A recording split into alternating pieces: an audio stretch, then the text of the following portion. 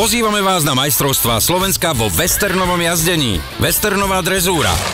Rýchlostné disciplíny. Parawestern. Príďte fandiť tým najlepším z najlepších. Majstrovstvá Slovenska vo westerne Cutting Ranch Hosťová 12. a 13. september. Tešíme sa na vás.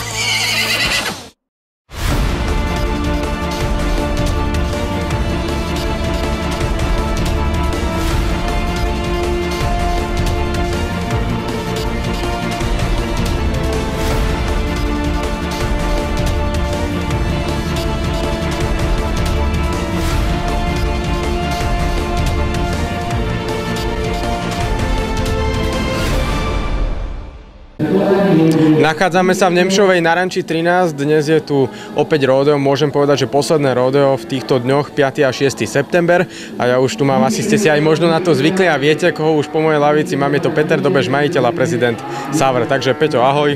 Ďajte. Čo máme dnes, ako to dnes vyzerá zatiaľ od rána, už to tu naozaj beží v plnom prúde, počasie dobré, priateľné, k jazdcom aj koňom? No, modlíme sa, aby nezapršalo, ale je to super, kravičky sú úplne v kondícii, jazdci majú čo robiť. No a už pomaly 1,5 disciplíny máme za sebou, takže som rád, že už je tu cez 64 jazdcov, ešte sa stále niektorí zapisujú, ako je to úplne super, som rád, že na poslednom rodeu nás toľko, no a večer dúfam, že bude dobrá žúrka. Tu býva vždy dobrá žúrka, inak do tanca bude hrať kapela Texas, takže pokiaľ by ste mali záujem, môžete sem kľudne prísť. Dnes je program až skoro do tých poobedných večerných hodín, súťažné disciplíny, ako aj rýchlostné disciplíny Barrel Race. Máš nejakého víťaza takého, ktorý podľa teba môže vyhrať? Tak víťaza v bareloch určite prišli šampión, jak sa volá, Majer? Šaňo Majer, áno. No ale ja sa teším hlavne na speedpenning, to je disciplína, ktorú mám rád, vlastne, že dvaja jazdci idú proti sebe s celiatkami a je to vyraďovací spôsob, takže je to veľmi také zábavné, adrenalinové, je to super. Dneska nám tu funguje aj tip office?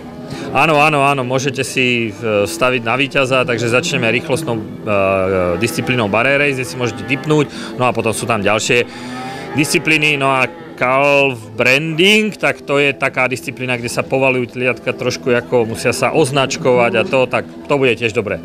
Vynikajúco, my sa na to tešíme, všetky zábery budete môcť sledovať na našom webe kavalo.sk počas celého dňa. Ja len pripomínam, že tu nebudeme len dnes, budeme tu aj zajtra a nasledovné videá, ako aj z tej večernej zábavy, kedy bývajú tie videá naozaj zaujímavé, budete môcť večer vidieť. Pokiaľ nemáte program, prídite sem medzi nás a teraz rozhovor s rozhodkyňou. Atmosféru hodnotíme veľmi dobre, jazdci sú zlatí, šikovní, takže myslím si, že veľmi dobre. Počasičko nám vyšlo tiež veľa lepšie, takže aj nám, aj kravičkám, aj koníkom sa lepšie pracuje, takže asi toľko. Na čo sa tešíš zatiaľ dnes najviac? Na čo sa dnes najviac teším? Tak myslím, že teším sa na všetky disciplíny, pretože sú rozdielne, ako boli disciplíny predtým na rodeu, takže uvidíme a teším sa najviac na rýchlostné disciplíny, lebo je to taká moja srdcovka. Držíš niečo veľmi zaujímavé, kde si to vyhrala, čo je to? Tak je to krásna zmenšenina mojho ptáka. A prečo zmenšenina? Tak nemali toľko skla. A spokojný s výhrou? Jednoznačne je to najkrajšia cena, ktorú som kedy vyhral. Ako hodnotíš preteky? Zatiaľ je to dobré, počasie úplne fantastické. Tak už len, aby boli výsledky. Vy sa tam s Braňom rozprávate, nejaké zákulisné informácie, chystáte nejaké nové výsledky, alebo chcete prepísať históriu? Tak určite rekordy sa nám toho roku daria, hlavne v Čechách, tak dúfam, že prepíšeme aj na Slovensku. Prišiel som s tým, čo najlepšie sa umiestniť, to je samozrejme, aj keď vidím, sú tu veľmi dobré kone, aj veľmi dobrí jazdci, ale o tom to je. Idem disciplíny tak, jak ma 17 rokov poznajú, to znamená rýchlostné disciplíny. Som tu preto rád, lebo vidím, je tu strašne veľa disciplín, dobytka, mne sa to ľúbi, ale nemám to kde trénovať a tie rýchlostky sú taká srdcovka moja, takže toľko. Dobre, Ďardej Mučka, Fehyr Piťu, prečo sú tu dnes není a ako ich ty vnímaš z toho hľadiska, z toho sedla možno? Tak u mňa špica na Slovensku je asi Fehyr Ištván, pravdepodobne. Aj keď som stotinky za ním. Ďardej Mučka sa u mňa zlepšil, hodne zlepšil, to znamená, takisto mám od neho odstup.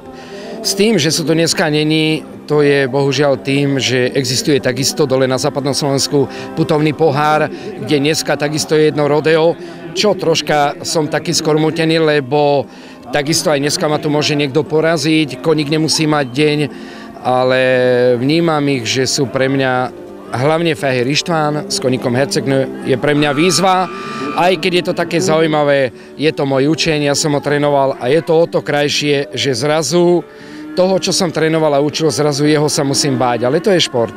Dobre, ešte Miška, ty si jazdila na Langovom dvore, sme videli, bol som tam a prípadne teda na akom koníku ste prišli, my to vieme, ale povedzme to aj divákom. Tak, prišli sme s kobylkou menom Amalia J. Bonanza.